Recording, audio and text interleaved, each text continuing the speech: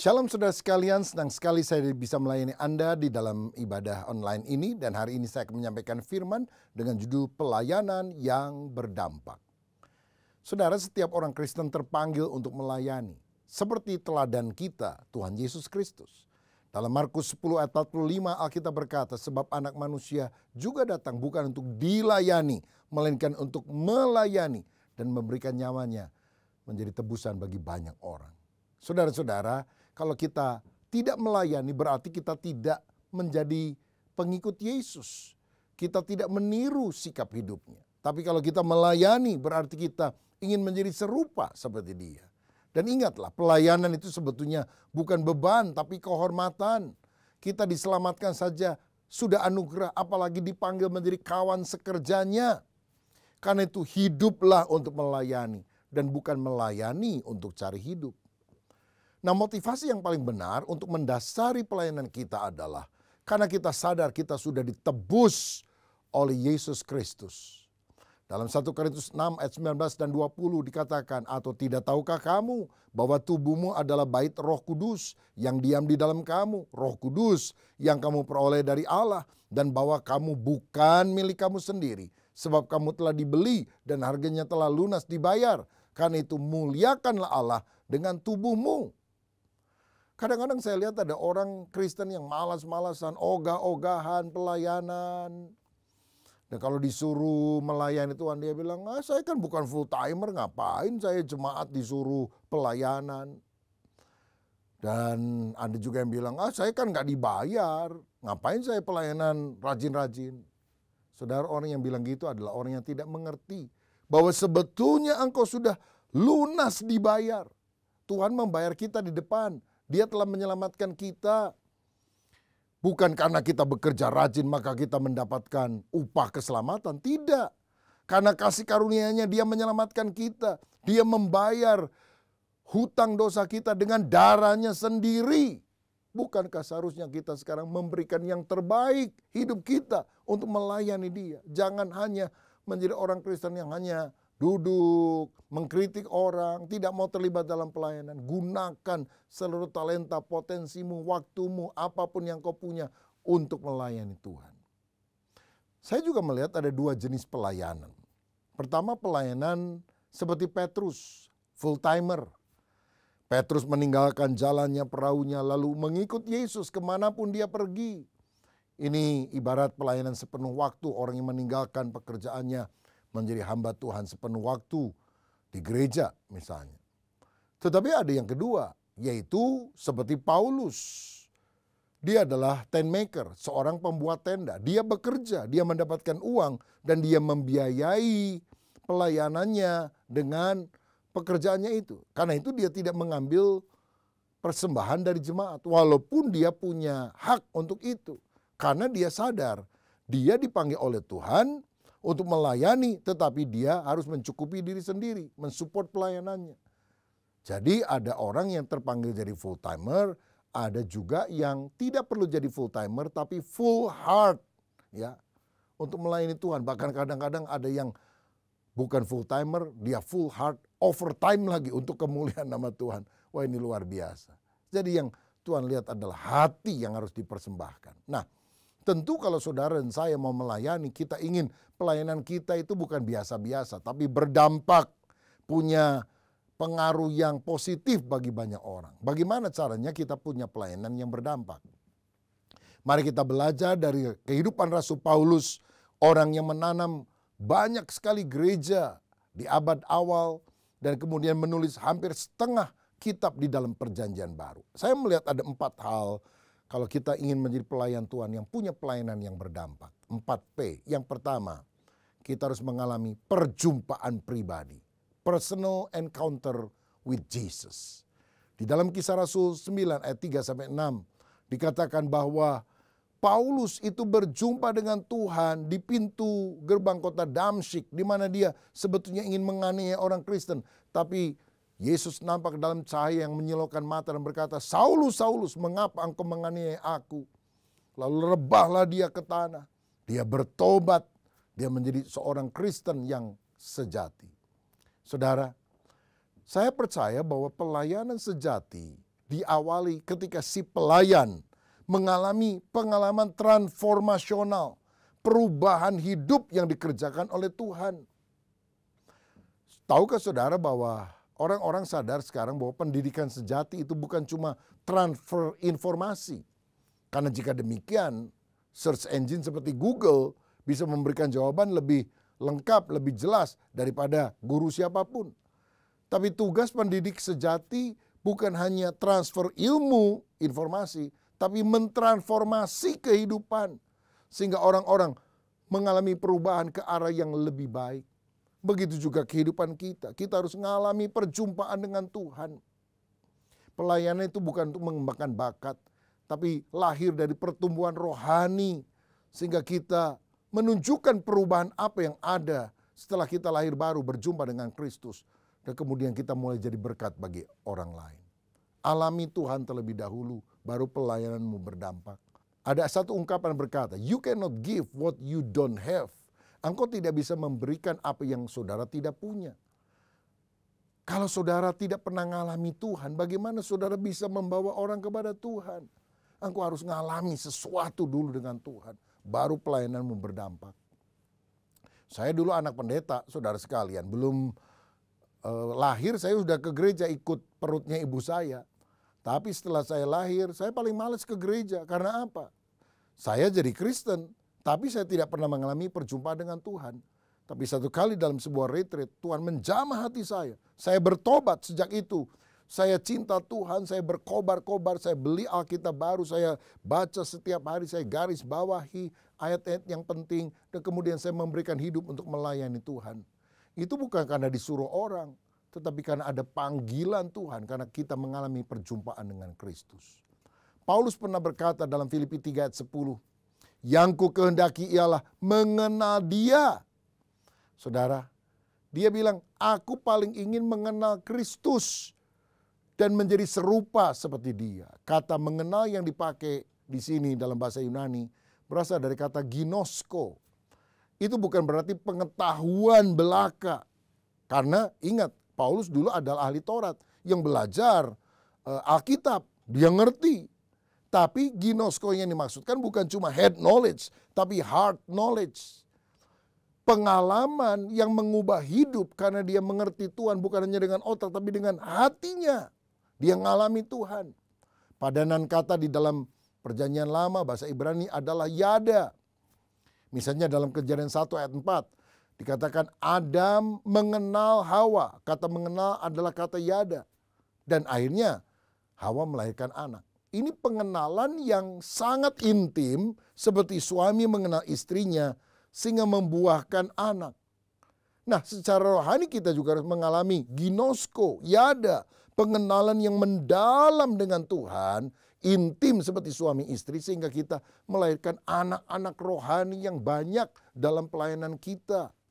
Saudara, karena itu pelayanan sejati harus berasal dari kerinduan pribadi, bukan karena didorong-dorong. Kita harus banyak berdoa, membaca Alkitab. Hati ini berkobar-kobar karena cinta. Saudara, sejak saya bertobat dari yang dulu malas ke gereja, sekarang pinginnya kalau bisa tiap hari itu minggu. Dan saya ikut kebaktian. Kebaktian sekali nggak cukup. Kebaktian bisa 2-3 kali. Walaupun khotbahnya sama, mimpin pujiannya sama. Tapi sukacita Tuhan mengalir. Saya bisa menghayati apa yang dikatakan pemazmur. Sebab 1 hari di pelataran Tuhan lebih indah dari 1000 hari di tempat yang lain. Saya mau melayani apa saja, saudara. Tidak membedakan besar dan kecil. Semua saya bisa kerjakan. Sampai akhirnya saya menyerahkan hidup. Masuk ke seminari Alkitab dan belajar. Dan kemudian menjadi hamba Tuhan. Pertama, perjumpaan pribadi dengan Tuhan. Itu menyebabkan pelayanan kita berdampak. Kedua, kita harus mengalami yang namanya proses pembentukan. Paulus bertobat di Damsyik, tapi kemudian Tuhan memproses dia, membentuk dia. Ada rentang waktu yang cukup panjang dalam proses pembentukan ini. Dalam Galatia 1 ayat 17 dan 18, firman berkata, juga aku, Paulus, tidak pergi ke Yerusalem untuk mendapatkan mereka yang telah menjadi rasul sebelum aku, tetapi aku berangkat ke tanah Arab dan dari situ kembali lagi ke Damsyik, Lalu 3 tahun kemudian aku pergi ke Yerusalem untuk mengunjungi Kefas dan aku menumpang 15 hari di rumahnya. Jadi saudara sekalian, setelah Paulus bertobat, dia pergi ke tanah Arab. Alkitab tidak menjelaskan apa yang dilakukan di sana. Ada yang berkata bahwa dia mungkin pergi ke Gunung Sinai untuk berdoa, mencari wajah Tuhan. Karena Tuhan pernah menampakkan diri di Gunung Sinai kepada Musa. Dia ingin pengalaman yang lebih intim dengan Tuhan. Lalu dia pergi ke Yerusalem, mengunjungi Petrus, dan menginap 15 hari di sana. Nah, menurut Kisah Rasul 9 ayat 27, hal ini bisa terjadi karena Barnabas yang memperkenalkan Paulus kepada para rasul. Dan kemudian Paulus memberitakan Injil di Yerusalem. Tapi orang-orang Yahudi yang tahu Paulus yang dulu sangat membenci kekristenan, kok sekarang jadi pro-Kristen, mau menangkap dia dan membunuh dia. Maka para murid kemudian membawa dia lari keluar kota dan dia pergi ke Tarsus, yaitu kota kelahirannya. Dan setelah itu, tidak ada kabar yang dicatat dalam Alkitab tentang Paulus. Baru kemudian kita mendengar kabarnya lagi dalam Galatia 2 ayat 1. Paulus bilang begini, kemudian setelah lewat 14 tahun, aku pergi pula ke Yerusalem dengan Barnabas dan Titus pun kubawa juga. Mereka datang untuk membawa sumbangan dari jemaat Antioquia yang diperuntukkan bagi jemaat Yerusalem yang sedang mengalami bencana kelaparan. Jadi Paulus itu ada di Tarsus tanpa kabar, mungkin 13 atau hampir 14 tahun. Tiba-tiba Barnabas datang untuk menjemput Paulus. Barnabas membimbing dia. Dan akhirnya Paulus menjadi rasul yang lebih terkenal dari Barnabas. Yang menanam banyak gereja dan menulis hampir setengah kitab Perjanjian Baru. Saudara-saudara, dari sini kita melihat seorang pelayan yang berdampak itu adalah orang yang mengalami proses pembentukan dari Tuhan. Yusuf dibentuk 13 tahun sebelum impian yang Tuhan berikan menjadi kenyataan. Daud harus menunggu 20 tahun sampai akhirnya dia menjadi Raja Israel. Musa harus menunggu di padang Midian 40 tahun sebelum Tuhan memanggil dia menjadi pemimpin Israel. Paulus harus diproses 14 tahun. Kita tidak mendengar kabar tentang dia. Tapi setelah waktunya Tuhan, melalui Barnabas, Paulus muncul ke permukaan dan menjadi salah satu rasul terbesar yang dikenal di sepanjang sejarah. Bolehkah saya bertanya kepada Anda, apakah ada di antara saudara yang merasa seperti Paulus ketika ada di Tarsus, 13 tahun, 14 tahun. Tidak ada kegiatan yang berarti yang dicatat di dalam Alkitab. Saudara sudah lahir baru, sudah belasan tahun hidup menjadi orang Kristen, tapi pelayananmu biasa-biasa, tidak berdampak, tidak ada terobosan. Sehingga saudara pernah bertanya kepada Tuhan, Tuhan, apakah Tuhan sudah selesai dengan saya? Tidak adakah satu perkara besar yang Tuhan mau kerjakan dalam hidup saya? Saya mau katakan kepada saudara, Tuhan punya rencana besar dalam hidup saudara. Dia mau memakai engkau menjadi alat kemuliaannya. Tapi engkau harus rela dibentuk dan sabar menantikan waktu Tuhan. Karena ada dua kecepatan Tuhan untuk menolong kita. Pertama, lambat. Kedua, lebih lambat. Tapi dia tidak pernah terlambat. Dia sedang membentuk kita supaya gambaran Kristus, karakter Kristus ada dalam kehidupan kita. Dari sini saya juga belajar satu hal, bahwa sukses itu adalah ketika kesempatan dan persiapan kita bertemu. Tuhan yang membuka kesempatan, tapi kita harus mempersiapkan diri kita. Sehingga pada waktunya kita dipakai oleh Tuhan luar biasa. Ingatkah saudara, bahwa Yesus harus menunggu 30 tahun sebelum dia melayani kepada publik. 30 tahun dia ada bersama dengan keluarga, bahkan menjadi tukang kayu. Tapi dia sabar dengan waktunya Tuhan. Pelayanannya hanya 3,5 tahun. Tapi dampaknya luar biasa. Mari kita setia dalam perkara yang kecil. Taat kepada pimpinan Tuhan. Jangan berontak bahkan ketika Tuhan sedang memproses kita dalam waktu-waktu pembentukan. Kalau saudara lihat ulat untuk menjadi kupu-kupu, dia harus melewati proses jadi kepompong. lama, diem, nggak ngapa-ngapain.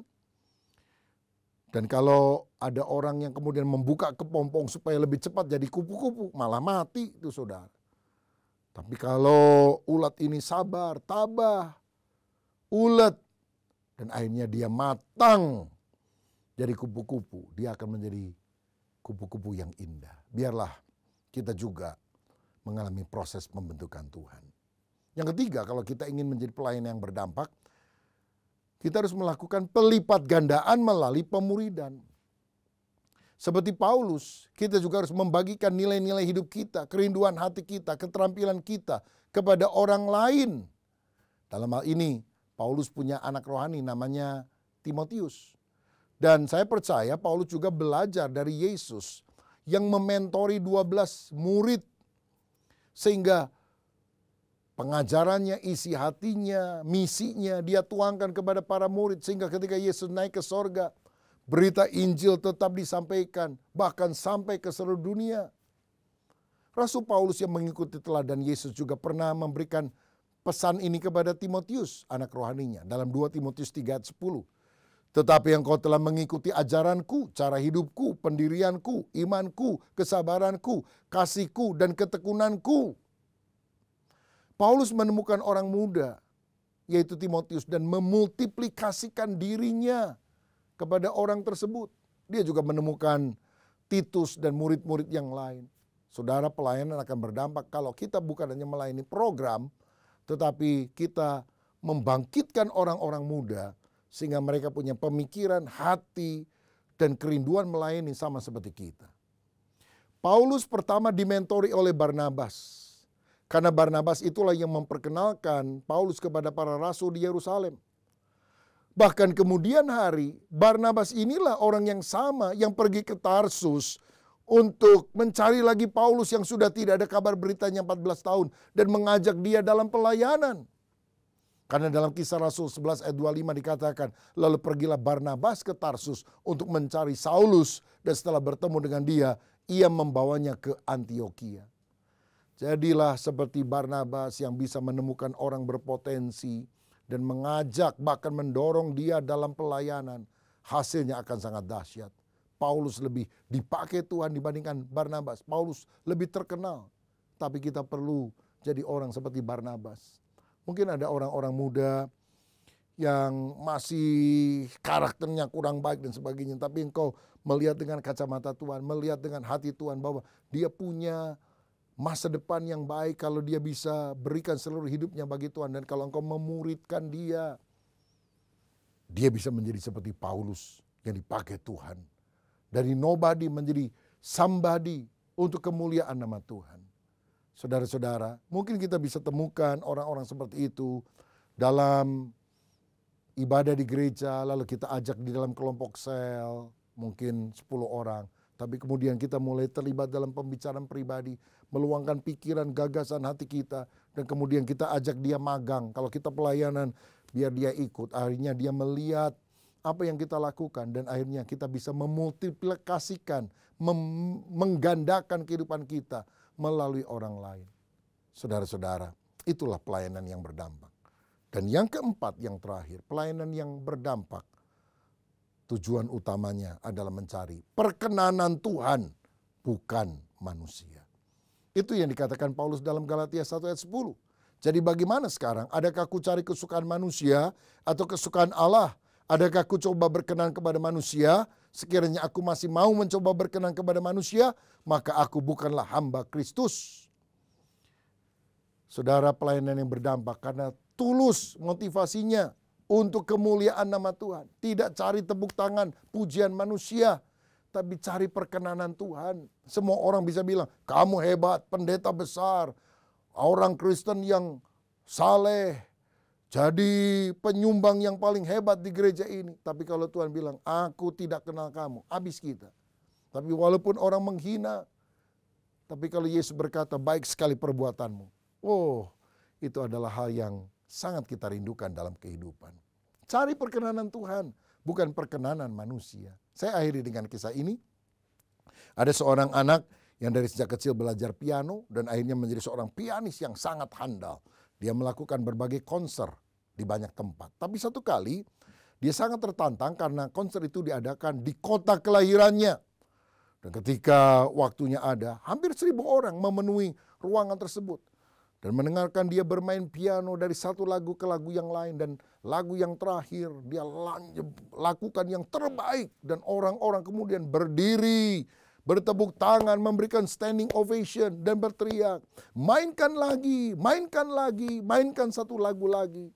Layar sudah ditutup, orang tidak bisa melihat lagi pianis itu, tapi mereka tidak mau pulang. Mereka tetap berteriak, mainkan satu lagu lagi. Manajer melompat dari kursinya dan berkata, ayo mainkan satu lagu lagi. Pianis ini berkata, oke, tapi izinkan saya melihat. Dia buka sedikit itu tirai yang ada dan dia perhatikan semua orang bertepuk tangan berdiri. Tapi dia tutup lagi, dia bilang, saya nggak jadi memainkan satu lagu lagi. Karena saya melihat di balkon ada seorang kakek tua yang tidak berdiri dan tidak bertepuk tangan. Ketika manajer lihat, dia bilang, ya aku lihat kakek itu. Tapi cuma satu yang tidak bertepuk tangan dan berdiri. Semua bertepuk tangan dan berdiri. Persetan dengan kakek itu. Mungkin dia tidak mengerti permainan piano, tidak mengerti musik. Kenapa kamu terganggu? Oh, kamu tidak tahu manajer. Kakek tua itu adalah guru piano saya yang pertama ketika saya masih kecil. Jadi saya tidak puas karena dia tidak berdiri dan mengacungkan kedua jempolnya. Berarti di pemandangan matanya saya seharusnya bisa melakukan yang lebih baik. Beri saya waktu. Saya akan berlatih lebih giat. Satu kali izinkan saya bisa melakukan konser lagi di kota ini. Dan aku tidak peduli kalau pada akhirnya tidak ada orang yang berdiri dan bertepuk tangan. Aku hanya ingin melihat kakek tua itu berdiri bertepuk tangan dan berkata, baik sekali apa yang kau lakukan. Tepuk tangan siapa yang saudara cari? Manusia? Pemimpinmu? Ataukah terutama Tuhan? Biarlah Tuhan adalah pribadi satu-satu yang kita senangkan, kita puaskan dalam kehidupan kita. Karena itulah pelayanan yang akan membuat hidup kita berdampak. Bukan untuk menyenangkan manusia, tapi untuk sungguh-sungguh memberikan hidup bagi Tuhan. Saudaraku, jangan hanya menjadi orang Kristen yang hidup bagi diri sendiri, tapi layani Tuhan. Dan biarlah pelayananmu berdampak karena engkau sungguh-sungguh melakukan kebenaran firman yang saudara dengar pada hari ini. Siapa yang rindu dipakai oleh Tuhan, melayani Tuhan dan pelayanannya berdampak. Taruhlah tangan di dada, mari kita berdoa. Bapa, sudah sangat lama kami selalu meminta agar Engkau menuruti keinginan kami. Tapi hari ini kami mau mempersembahkan hidup, kami ingin menuruti keinginan-Mu, kami ingin menjadi pelayan-Mu. Tidak harus kami jadi full timer, tetapi kami melayani secara full heart. Mungkin seperti Paulus, tetap menjadi pembuat tenda, bekerja dengan profesi. Tapi kami melayani Tuhan dengan hati yang penuh cinta. Karena kami mengalami perjumpaan pribadi dengan Engkau. Kami rela dibentuk, diproses sama seperti Tuhan. Kami juga ya Tuhan, mau melipat gandakan hidup kami dengan memuridkan orang-orang lain. Dan biarlah kami mencari perkenanan Tuhan lebih daripada segala-galanya. Yang kami rindukan hanyalah ketika kami berjumpa dengan Engkau, Engkau berkata, baik sekali perbuatanmu, hai hambaku yang baik dan setia. Tuhan Yesus, terima kasih. Inilah hidup kami, pakai kami untuk kemuliaan nama-Mu. Berkat-Mu atas kami, dalam nama Tuhan Yesus. Haleluya. Amin. Salam sehati, Tuhan Yesus memberkati.